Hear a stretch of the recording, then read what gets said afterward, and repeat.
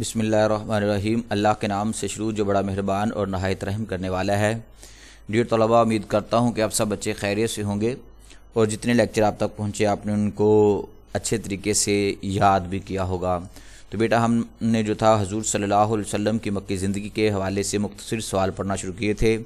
کل ہم نے پہلے 10 سوال پڑھے تھے اور آج ہم نے نیکسٹ جو ہے وہ اپنے سوالات پڑھنے ہیں۔ تو اس میں پہلا سوال ہے کہ کوہ صفا سے دعوت اسلام دینے کا حال بیان کیجیے، یعنی کہ جب نبی پاک صلی اللہ علیہ وسلم نے اہل مکہ کو دعوت توحید دینے کا آغاز کیا تو آپ نے ان سب کو کوہ صفا کے پہاڑ کے سامنے اکٹھا کیا۔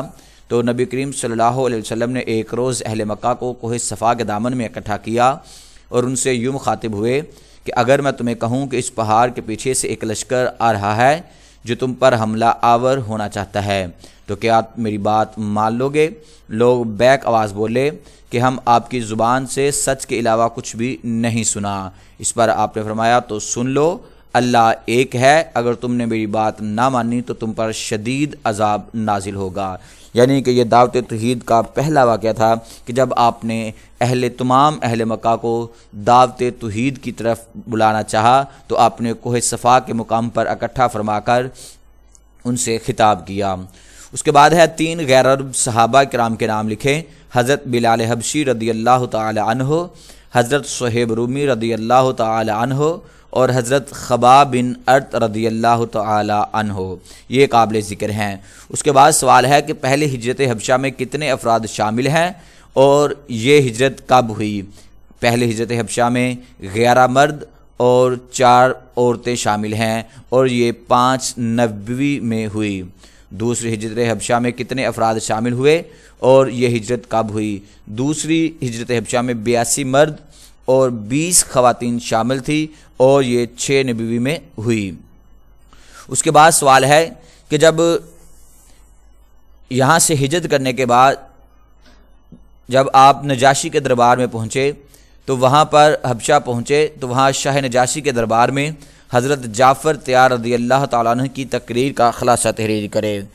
جب یہاں سے مکہ سے ہجرت کر کے لوگ حبشہ کی طرف چلے گئے تو اہل مکہ والوں نے آپ کا تعاقب کیا اور وہ نجاشی کے دربار میں چلے گئے اور جا کر کہنے لگے کہ ہمارے ملک کے کچھ افراد بھاگ کر غداری کر کے آپ کے دربار میں آ چکے ہیں، آپ کے ملک میں آ چکے ہیں، لہٰذا ان کو ہمارے حوالے کر دیا جائے۔ تو جب نجاشی نے ان لوگوں کو بلایا تو حضرت جعفر تیار رضی اللہ تعالیٰ عنہ نے ایک تقریر کی اور وہاں اپنا مدعا جو تھا وہ بیان کیا۔ اس کا ترجمہ یہ ہے، خلاصہ یہ ہے کہ اے بادشاہ، ہم لوگ جاہل تھے، بتوں کی پوجا کرتے تھے، مردار کھاتے تھے، ہمسایوں سے اچھا سلوک نہیں کرتے تھے، ہم میں سے طاقتور کمزور کو لوٹ لیا کرتا تھا۔ ان حالات میں اللہ تعالیٰ نے ہم میں سے ایک نبی بھیجا جس کی صداقت، امانت داری اور حسب و نسب سے ہم سب واقف تھے۔ اس نے ہمیں توحید کی دعوت دی اور بتایا کہ اللہ کے ساتھ شریک نہ ٹھہرائیں۔ اس نے ہمیں بتوں کی پوجا سے روکا اور فرمایا کہ ہم سچ بولا کریں اور وعدہ پورا کیا کریں، گناہوں سے دور رہیں، برائیوں سے بچیں، نماز پڑھیں، صدقہ دیا کریں اور روزہ رکھا کریں۔ ہم اس پر ایمان لائے، اس پر ہماری قوم ہم سے بگڑ گئی اور ہم پر ظلم ڈھانے لگی، ہم مجبور ہو کر آپ کے ملک میں پناہ لینے آئے۔ اس کے بعد سوال ہے ہمارا کہ حضرت عمر رضی اللہ تعالیٰ عنہ کو قبول اسلام سے پہلے اپنی بہن کے گھر پہنچے تو کون سے صحابی اہل خانہ کو قرآن مجید پڑھا رہے تھے؟ جب حضرت عمر رضی اللہ تعالیٰ عنہ قبول اسلام سے پہلے اپنی بہن کے گھر پہنچے تو وہاں پر حضرت خباب بن ارت رضی اللہ تعالی عنہ جو تھے ان کے اہل خانہ کو قرآن پاک پڑھا رہے تھے۔ شیب ابی طالب سے کیا مراد ہے؟ شیب ابی طالب سے کیا مراد ہے؟ شیب ابی طالب مکہ کے قریب ایک پہاڑی دڑا تھا جو بنو ہاشم کی ذاتی ملکیت تھا۔ وہاں صحابہ کرام اور بنو ہاشم کے دیگر افراد محصور رہے کیونکہ اہل مکہ نے ان کا معاشرتی مقاطع کیا تھا، یعنی کہ وہاں ایک گھاٹی تھی، اس گھاٹی کے اندر ان کو محصور کر دیا گیا اور ان سے ہر طرح کے لین دین معاملات جو تھے وہ قطع کر دیے گئے تھے، اسے شیب ابی طالب کہا گیا۔ اس کے بعد ہمارا سوال ہے کہ عام الحزن سے کیا مراد ہے؟ عام الحزن سے مراد غم کا سال ہے۔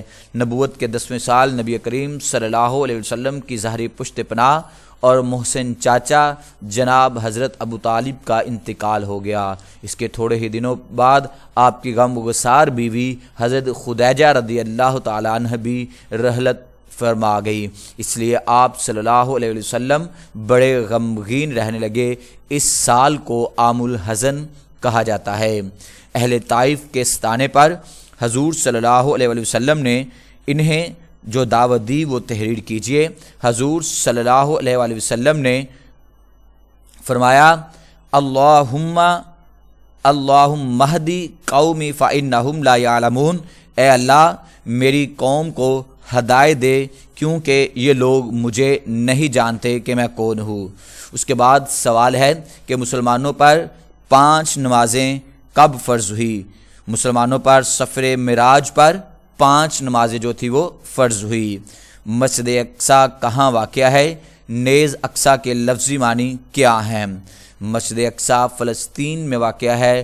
اقصیٰ کے معنی ہیں دور کی چیز، کیونکہ مسجد اقصیٰ مکہ مکرمہ سے تقریباً 1 مہینے کے پیدل یا اونٹ کے ذریعے سفر پر واقع تھی۔ تو یہ بیٹا آج ہم نے حضور صلی اللہ علیہ وسلم کی مکی زندگی کے اندر سے مختصر سوالات پڑھے۔ ان کو بیٹا آپ نے اچھے طریقے سے یاد کرنا ہے اور ان کی اسائنمنٹ بھی جو ہے وہ آپ نے تیار کرنی ہے۔ تو اس کے ساتھ آج کا ہمارا لیکچر جو ہے وہ مکمل ہوا۔ اللہ حافظ۔